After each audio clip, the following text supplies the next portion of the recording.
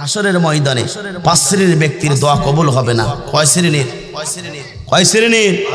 আমার বন্ধুরা, 5 শ্রেণীর মানুষের দোয়া আল্লাহর দরবারে কবুল হবে না। তার 1 নম্বর হলো ওই শ্রেণীর যারা এই দুনিয়াতে হিংসুক হবে, যারা হিংসা করবে, পরের কল্যাণ যারা সহ্য করতে পারবে না, এইভাবে যারা হিংসা লিপ্ত হয়ে যাবে, আমার বন্ধুরা আল্লাহ পাক বলেন তাদের দোয়া কবুল হবে না। কথা বলুন ঠিক না বেঠিক? আমার বন্ধুরা, সমাজে হিংসুক আছে না নাই? জোরে বলেন আছে না নাই? এই সমাজে হিংসুক আছে। আপনি একটা ভালো বাড়ি বানান, আপনি একটা ভালো বাড়ি করেন, আপনি একটা গাড়ি কেনেন, একটু ভালো কিছু করেন, আপনার পাশের ব্রিজের ভাতিজা পর্যন্ত আপনার সহ্য করতে পারে না। আছে না নাই? একটা ছেলে চাকরি পায়, ওর সহ্য হয় না। এমন হিংসুক সমাজে আছে না নাই? আর রাসূল বলেছে যারা হিংসা করবে, আগুন দিয়ে কাঠ যেমন তাদেরকে, আগুন যেমন কাঠকে খেয়ে ফেলায়, কেউ যদি হিংসা করে, আবার বন্ধু রাসূল বলেছেন তার আমলগুলোকে এইভাবে ধ্বংস করে দেয়। কথা বলুন ঠিক না বেঠিক? আমার বন্ধুরা, এই জন্য আপনি আমি কি হিংসুক হব না মানুষের কল্যাণ কামনা করব? রাসূল বলেছেন আপনি যদি আমার জন্য দোয়া করেন, রাসূল বলেছেন আগে আপনার জন্য কবুল হবে, তারপর আমার জন্য হবে। একবার জোরে জোরে বলেন আল্লাহু আকবার। সুতরাং মানুষের জন্য হিংসা করবেন না দোয়া করবেন? কারা কারা দোয়া করবেন হাত তোলেন তো। আমরা মানুষের জন্য কি করব? তাহলে কার জন্য কাজে লাগবে? আমার জন্য। কথা বলুন ঠিক না বেঠিক? আমি যদি আমার এই ভাইয়ের জন্য দোয়া করি, আগে আমার জন্য কবুল হবে, তারপরে আল্লাহু আকবার। তাহলে কি হিংসা করা যাবে? জোরে বলেন যাবে না। দ্বিতীয় নম্বর হচ্ছে যারা এই দুনিয়াতে শিরিক করবে, আল্লাহ রাসূল বলেছেন তাদেরকে ক্ষমা করবেন না। তিনি কে? তিনি কে? সবচেয়ে বড় শিরিক হলো জমিনে আল্লাহর আইন বাদ দিয়ে মানুষের তৈরি করা আইনের গ্রন্থের উপরে জীবন আনা। আল্লাহর জীবন ব্যবস্থা বাদ দিয়ে মানুষ রচিত আইন, মানব রচিত আইনের উপর যারা বিশ্বাস স্থাপন করবে, তারা আল্লাহর সাথে আইন ব্যবস্থা শিরিক করলো। আর যারা করলো শিরিক, আল্লাহ পাক বলেন তার ঈমান থাকবে না, মৃত্যুর পরে জাহান্নাম। সুতরাং শিরিক করা যাবে? আল্লাহ পাক বলছেন লা তুশরিক বিল্লাহ ইয়া বুনাইয়া, হে আমার বৎস।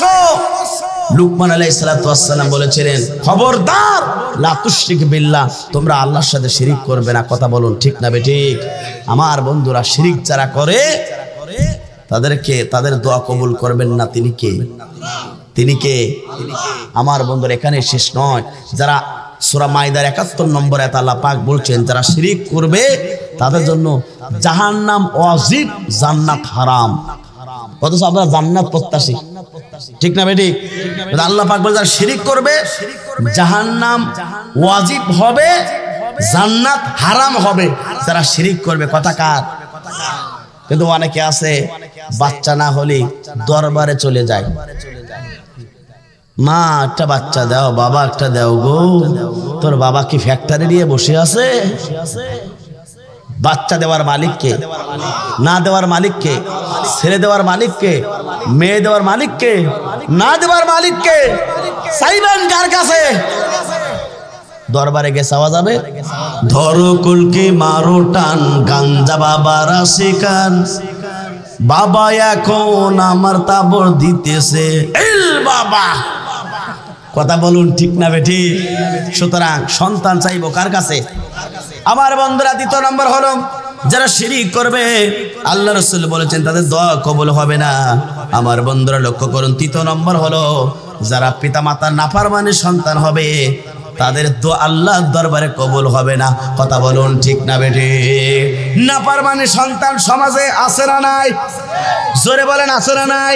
আমার বন্ধুরা, বউ পেলে মাকে ভুলে যায়, বাবাকেও ভুলে যায়, কিন্তু তার বাবা তার মা তাকে 10 মাস 10 দিন তাকে গর্ভধারণ করেছে, 42টা মন তাকে দুধ পান করিয়েছে, 36টা নারী ছিঁড়ে পৃথিবীতে আসলো। এই প্রচন্ড শীতের ভিতরে সন্তান প্রসব করেছে, ডাইন কাঁধে প্রসব করেছে, মা আমার বাম কাঁধে রেখেছে, বাম কাঁধে প্রসব করেছে, মা আপনার বুকের উপরে রেখেছে, বুকের উপরে প্রসব করে দিয়েছে, মা আমার উত্তম জায়গায় রেখেছে। ওই জনমদুনি মায়ের সাথে এখন অনেক সন্তান আছে দুর্ব্যবহার করে। কথা বলুন ঠিক না বেঠিক? পিতামাতা তোমার জান্নাত, পিতামাতা তোমার জাহান্নাম। বাবা মার সাথে ভালো ব্যবহার করো, তোমার জান্নাত কপাল খুলে যাবে। বাংলাদেশের অনেক কিছু হতে চাও, মায়ের কাছ থেকে দোয়া নাও, বাবার কাছ থেকে দোয়া নাও। যদি দোয়া নিতে পারো আমার বন্ধুরা এই কপালটা খুলে যাবে। সুতরাং 3 নম্বর, তাদের তো আল্লাহ কবুল করবে না যারা এই দুনিয়াতে পিতামাতার নাফরমান সন্তান হবে। কথা বলুন ঠিক না বেঠিক? 4 নম্বর, যারা এই সমাজে ইয়াতিমের মাল যারা ভক্ষণ করবে তাদের দোয়া কবুল হবে। ভাই মারা গেলে ভাতিজার খারাপ সম্পত্তি মাঠে দেয়, চাচা সব রাস্তার পাশে নেয়, আসে না নাই? এই জন্য বলছে যারা এতিমের সন্তান ভক্ষণ করবে ভালো কিছু, অর্থাৎ আপনাকে ন্যায় ইনসাফ করতে হবে। 5 নম্বর হচ্ছে যারা গীবত করবে আমার বন্ধুরা, এই গীবতকারীর দোয়া আল্লাহ পাক কবুল করবে না। কথা বলুন ঠিক না বেঠিক? এই 5 শ্রেণীর ব্যক্তি যারা থাকবে তাদের দোয়া আল্লাহ পাক কবুল করবে না। 1 নম্বর যারা হিংসুক হবে, 2 নম্বর হচ্ছে যারা শিরিক করবে, 3 নম্বর যারা পিতামাতা নাফরমানের সন্তান হবে, 4 নম্বর হচ্ছে যারা এই সমাজে ইয়াতিমের মাল ভক্ষণ করবে, 5 নম্বর হলো আমার বন্ধুরা গীবত করবে। এই 5টা কাজ যারাই করবে তাদের দোয়া কবুল করবেন না তিনি কে?